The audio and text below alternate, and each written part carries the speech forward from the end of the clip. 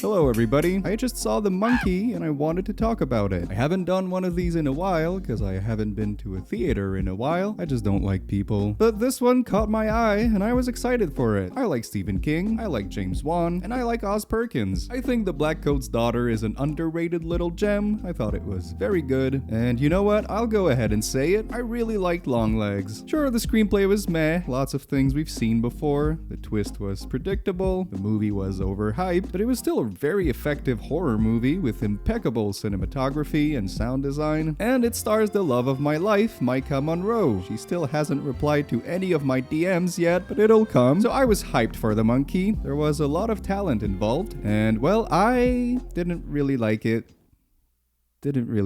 So what is The Monkey? Well, take Annabelle, Final Destination, a bit of blood rage, I guess, and throw in an obnoxious amount of Family Guy humor and gags, and voila, you got The Monkey. That's not to say it's all bad, though. For one, the kills in this one, chef's kiss. They are a literal blast. Blood, guts, decapitations, impalements. Whoa, look at that leg go! It was honestly a great time. Some of them were hilarious, some of them were gross, some of them were straight out of a cheesy 80s horror movie, and the very generous body count made The Monkey consistently entertaining. Unfortunately, whenever we get to literally anything but the kills, things take a pretty drastic nosedive. For one, this isn't really a horror film. It's been labeled as a horror comedy, but I'd say it's more of a straight-up comedy with a few horror elements to it, and I did laugh like 2 or 3 times. I was amused. Like, rest assured, it's not as bad as an Amy Schumer comedy or anything. Some of the jokes landed, but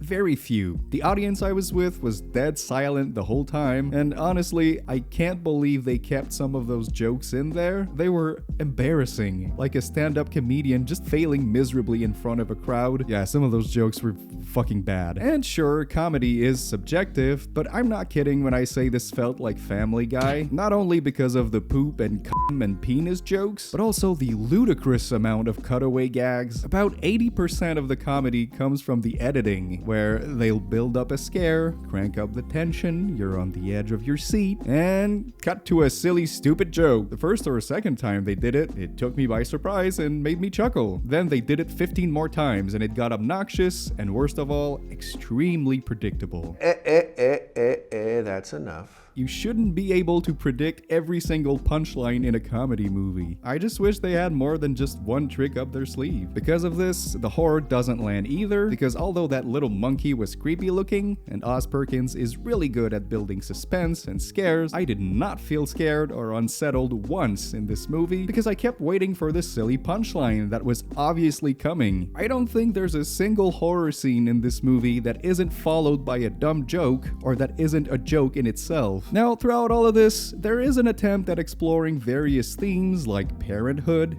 grief, trauma, death, but the attempts at character drama here fell completely flat, especially since the movie is so ridiculous and childish.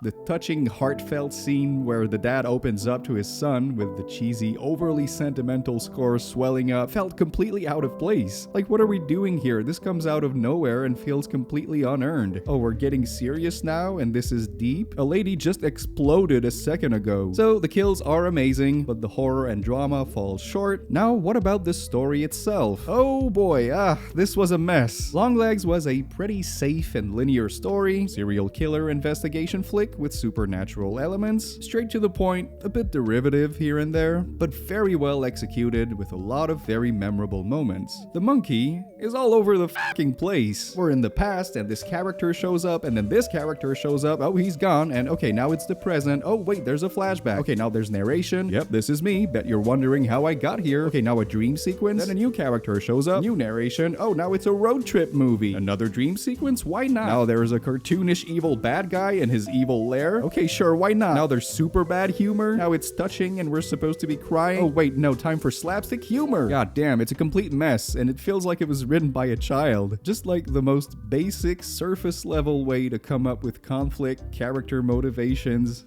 a villain, all of it. In a way though, I almost admire how completely absurd the movie is. It's incredibly stupid and it knows it is. Oz Perkins just wanted you to have a good time, and I did. kind of, but I left the theater wanting to watch a Final Destination movie instead. At least these things don't bother trying to come up with a good story. They don't waste your time. I didn't hate the monkey, and I'm still excited to see what Oz Perkins will do next, but unlike Longlegs or the Black Coat's daughter, this was very forgettable, and I'm gonna give it a 5 out of 10. Maybe a 6? I don't know, I'd have to rewatch it, but I don't really want to. Alright, that's it. Until next time, keep watching horror movies. It's good for your health. Bye-bye.